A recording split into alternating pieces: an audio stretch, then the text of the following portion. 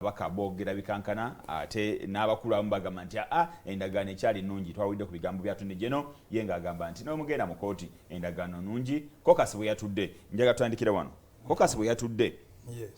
ababaka ne bakaawa naye tukimanyi bulungi nti ebbanga lyonna ababaka ba NRM omukulembeze w'eggwanga bw'abanga waatunudde wayagala batunule asobola okukola buli ekisoboka. This time round Attorney General agamba nti endagaano terina buzibu, Minister of Finance n'agamba nti ensonga terina buzibu, nga n'omukulembeze abuuza mu kiki ekibatawaanya ku ndagaano eno ng'oba oli awo netakiraba. Omuntu anaaba n'essuubi nti kokasi y'NRM eyinza okugenda okubaako kyeteesa ku bbagi eryo n'ebeera against the president. Gwe wategedde otya nti nno ababaka babadde bakambwe? Nalabye ku bigambo ebyogerwa nagereko n'ababaka abamu kirungi nga ekika president ayagala nnyo okukoseza ekigambo ekika ekya NRM tulina okutuula ate netuwabula president ye alina ebibye naye netumuwabula netugamba bambi wano tukirabye walungi oba si walungi byetwakoze yesterday ekololo okirabye twatuddenga kilani yaffe yaba NRM si kuyomba si biki neyo okuwabulana netugamba ate sinti no twayogedde ku kyemwanyi kyokka ebintu bingi security eri Karamoja biki president natuwayo briefs ezo zonna okiraba so si mutawono newankubadde nga kemwanyi kazeemu nze siri mwogezi wa NRM ndowooza NRM caucus for spokesperson ajja kujja ne information ennungi lwakubanga sikkirizibwa okwogerera NRM siri mwogezi naye nze nga omuntu w'emmwanyi kyova olaba twabaddeyo naye mbadde tustrugglinga emmwanyi gyetwogerako ssebo kankubalire Bugisu Arabica coffee oyinza okugamba nti no Bugisu ziri district 10 Eligoni zone district 10 musanvu eze Bugisu 3 eze Sebei kakati jangu mu Robusta Vira Busoga oje wane Buganda oje Ebunyoro isi ne bitundu ebimu district zinezetore ezimu genda mu Rwenzori okiraba awo wonna mwanyi we ne mwestani mwanyi bazizemba ziri makati mbadde nzija ate nga nungi ate nene ate basomedde ku Bugisu mwami Geoffrey Bayingano wabanyankole kweterana cooperative union yajje Bugisu omwaka ndowooza 2010 netumuwabula netumusomesa kiki ekyokukola naddayo kakati banyankole kweterana etunda mwanyi ebweru era naye teekako value nga bwe bwa twabasomesa ne ba revivinga banyankole kweterana mwami Geoffrey Bayingana wenjogerera wano ndowooza atunulidde era akimanyi era yankubiddeko n'essimu yesterday newankubadde nga balina obutawaana bwabwe banyankole kweterana bw'ogenda former Bushyenyi yonna Druga coffee era nga nungi nnyo omutindo mulungi nnyo ojje wano Embarara bonna bali banyankole kweterana kakati ogenze West Nile Okoro Cooperative Union naye zi district ezo za West Nile epaida oli owulirako mwanyi ze paida nazo ziri Arabica naye type eyo akiraba kakati abo abantu milioni 12 abali mu mwanyi gyogenda okuteeka ku bunkenge tulina okubeera n'akadde tuyite mu ndagaano eno eya Pineti ne government katono nnyo oyinza okujjayo ebintu nga 3 byogamba nti webitatereera ekyamazima endagaano eno ebategenda kubakolera kakati 312 production from green beans of the following. This is project description alina okufuna zitani emitwalo 6 tani emitwalo 6 60 million kilograms tekisoboka kisoboka oba tekisoboka naye singa abeera yekka ogwo mutawaana kuffe abalala lwakubanga asobola okubanyigiriza ate atunyigiriza atya nja kusomera ebyo wetunyigirizibwa kakati ekyokubiri ekyokubiri n'agamba nti the production from green coffee beans of the following: roasted coffee beans,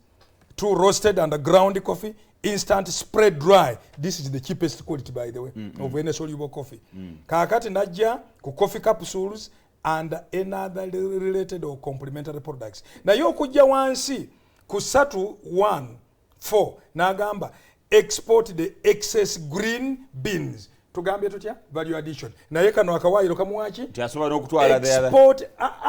agula zonna. Listen very carefully.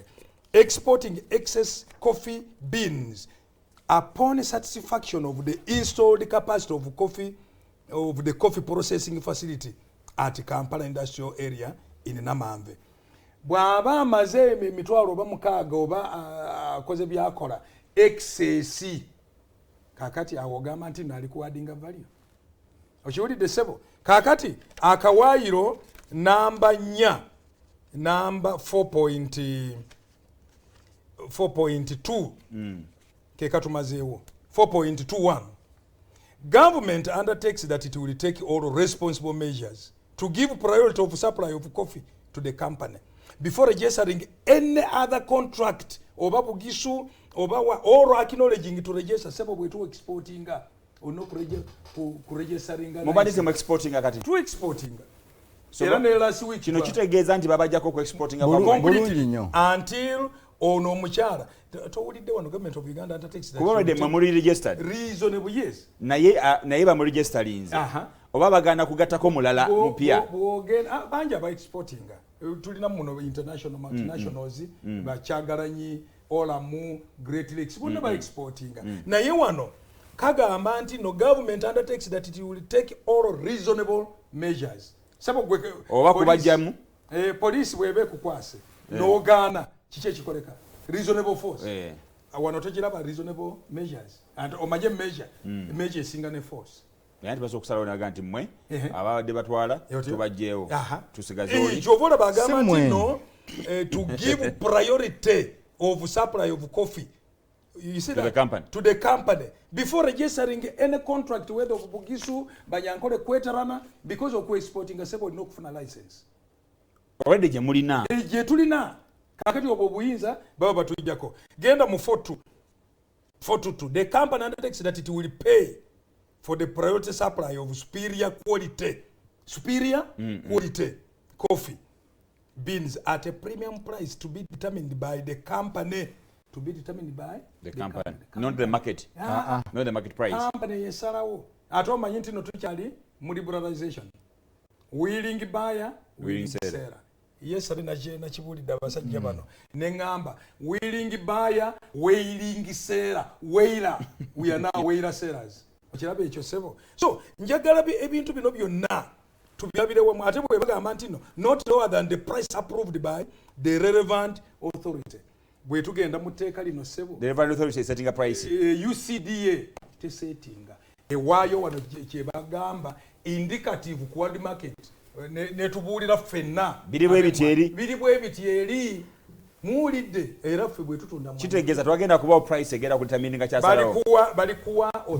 teeka eritali bano Uganda Mukulu Kayemba Solo omukulu atuwadde ebimu ku birumira mu ndagaano eno era ndowooza singa bitereera yayinza okukiza endagaano egende maaso gwe ndowooza eri ki ku ndagaano eyo ekisooka bwe bagitereeza mugikkiriza okutereera etya kubanga teri mu kirungi tewali kyanjawulo bannayuganda kyabadde batakola wano mu ndagaano eno ng'ogyeko bino waliwo ekimira kirala kyogirabamu okugjako kukwata emisolo tegenda kwadde omusolo gwonna ke babakozi bayo ku NSSF twagiwadde ettaka yiika 27 gavumenti zeyagiwadde ate nga nogifensinga era gavumenti yali fensinga balina batwalira amasannyalaze balina batwalira amazzi singa ebyo babikoze bugizi n'oluguudo singa babikoze mu kibinga kofi oba kirinda kofi oba zonna olowooza kyandibadde kitya okuddira kampani etalina experience yadde mu mwanyi etalina experience yadde nti oba yali esuubuddeko kibooko nesibulayo ensawo 3 negera nezitunda tegirina ye kampani eno ekampuni eriko erinnya ly'omuntu atuli ku bwongo olw'okulya ssente z'eddwaliro ly'erubowa eritatandikanga paka kati kampani gye baagala okukwasa ekirime ekibeezaawo baganda baffe ekitubeezaawo mu Buganda wano ekisooka sukkiziganya na kampani eno obuzibu teina repetition mbi tosobola gikwasa mwanyi zaffe company yeina reputation embi oba nanyini company ye company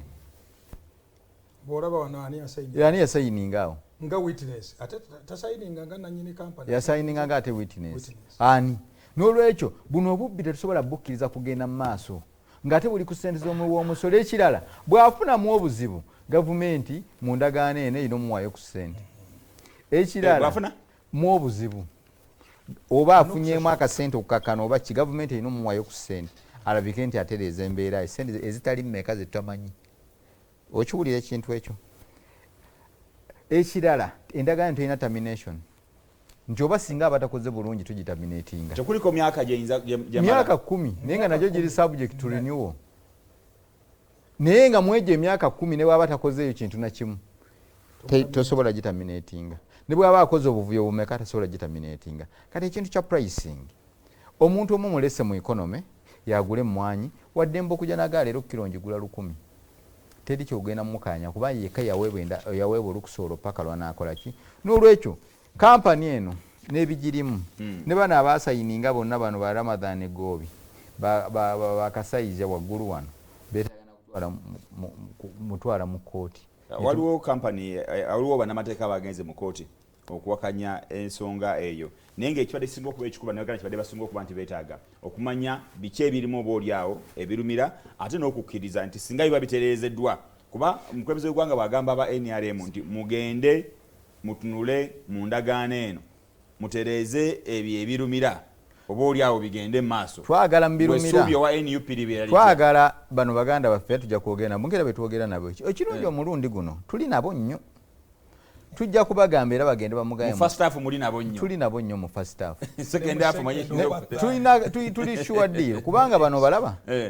tebakyayina nnyo obwongo bwabe bakola kutogikwata ku byabakosa abantu babe balumwa ne basuulibwa obalaba abantu obalaba bali eyo ba muganda baffe Simeon Nsubuga ali eyo yayiwawo omubiri n'akola atya kati na bano sensi zaabwe zakomawo nti Uganda is first than anything else n'olwekyo tubasaba bajja kunnyonnyola muzeeyi waabwe pulezidenti waabwe nti endagaano eno gyewagaye tugenderezeemu si ntuufu temulimu kintu kituufu era tukusaba kampani eyo nga situnalowooza kintu kyenayita omukyalo yajje bwajja bamuwa amagezi tumukwate asooka aleete ssente z'eddwaliro ly'e Lubowa nga situnadda na ku nsonga anti endagaano eyinza okuba gye mwakola naye ku by'e Lubowa nga temusobola mumukwata kinakyo tunakirabira awo tekiriyo tosobola kuŋŋamba nti omukyalo yasobola okusingamu zonna eza gavumenti amaanyi palamenti wakuba tewagiriimu ekiseera ekyo ne palamenti eyaliwo yakkiriza byonna era yakkiriza era esobola obbisazaamu kubanga tewaliwo kyakoze kati nga situnadda ku kyamwanya asooka atuwa eddwaliro lyaffe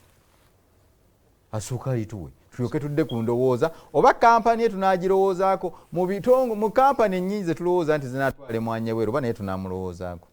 asooka atuwa eddwaliro lyaffe ery'e Lubowa era kyensaba muganda wange Musila Rastaman awaagwan mukulu Musila obudde butugenzeeko naye nga tumaliriza ababugisu cooperative union bakulaba bannayuganda bakulaba n'abantu b'ebibuulo east bakulaba naye ate ne pate ya NRM naye ekulaba wa okusaba kwo okusembayo nti yaŋŋambye nti nandaba nnyo agoberedde era nga mu palamenti munnaffe tulina okumubuulira nze sisomangako ku mateeka Makerere saasoma amateeka nasoma political science social sciences naye mugambe etteeka mutunulire mu kamera nambemo mugambe likolebwa n'abantu liyinza okuggibwawo okiraba ate mangi nnyo n'ezi constitution wano e Uganda baziggyewo wano e Uganda bw'olaba Amini bw'olaba ani mu 66 Obote abrogation kaakati ffe nga political scientist ne mukadde wange muzeeyi senior Rastaman President Museveni tutegeera nti nno togenda kulumya abantu abasinga obungi kibeera kibi ekyokubiri Pineti okujja wano nga tuwumbawumba UVCC vingi nga investor tewali mutawaana tumanyi nti nno ffe twasibwa amakono nga bannayuganda ffennyini ate nga constitution egamba priority for development ejja kubeera ku Munnayuganda awo si mutawaana lwakubanga bangi be bawedde era ne mu mwanyi mwennyini tuli mu ora mu Great Lakes zino zi multinationals nga Kyagulanyi bano ba Volcap International ebe Switzerland okiraba so awo si mutawaana kaje tulwanaganire muno ku competition nga talina monopoly kyetulwanyi kyova olaba endagaano eno nkunze bweba vince ejjanga company zonna endala eziri muno si mutawaana naye eno si ring fence eno eri concrete wall fence concrete buli kantu konna emisoro gyonna ate nga bw'osoma etteeka wano erya gundi coffee act yaffe egamba eyagala coffee action 51 eyagala ki tukole coffee auction okiraba ekyo era etteeka neligamba levy on coffee exports the authority shall levy a charge not exceeding 2%. Ebyo byonna tebamujjako ate nga yekka yagenda okubeera mu mwanyi njagala nga maliriza kale soko maliriza lumu maliriza ddala lumu njagala nsabe bannaffe ab'emmwanyi ne bannange abali mu NRM ku luno tuwabule muzeeyi tugambe ebyeruboa ebyo biri elitist byabagezigezi Munnayuganda yetafaayo ebyolubowa biki naye kati ogenze ku bulamu bw'Omunnayuganda miliyoni 12 okiraba awo tuba tugenze bubi kakati n'Omuganda n'agamba n'ayimba bwe nakulira wano Buganda navaano wano nga ndi myaka 6-7 awo naye nawulirangako oluyimba luno bajjajja eyo Abaganda nga bayimba laba oba mulimu ejjembe lyogere njagala kugenda ndi bwe kibanga endagaano eno erimu omuntu ali ejjembe ayogere twagala kugenda kati Mukulu Kayemba Solo abakibinge waliwo mbuuziza wano nti lwaki Kibinge Banyankole kweterana Bugisu cooperatives temwegatta ne mukola company emu ne musaba nammwe ne mucompetinga ne Vinci. We don't need that. Buli company ekola ebintu byayo nga bwe bikola kubanga ekirungi cooperatives ziyina ebibiina ebibagatta boogerezeganya era bawuliziganya bayina common goals ezimu ne Bugisu kantwale region eno Kibinge Kirinda katutwale Gweta Masaka gundi tutwale bwetutyo n'olwekyo Vinci gye tuvuganya naye yinaki teyina yadde akuumako emmwanyi akatine bwe kati olyolyeko ku maali ya Bugisu 7 teyinayo yadde akantu akatike emmwanyi teyinayo yadde akamono bwe kati eyo gye tuba tuvuganya naye etaliiwo. This is a ghost company gye bagezaako okuzimbazimba okulabika nti enyigiriza Munnayuganda naye njagala okuba Bannayuganda essuubi ekintu kino tekigenda kuyita mu kunyiga omuguwa kwonna kwe tulina era omuntu yenna alyekobaana ekintu kino ng'ayagala kiyite ensi terikoma kuyeye kokolimya nerikolemera n'abazzukulu be n'abolulyo lwenna nga balijja ffe mu komiti yaffe njogera nga ati authority ya komiti yaffe ffe tugenda kukola ekyo Bannayuganda kye beetaaga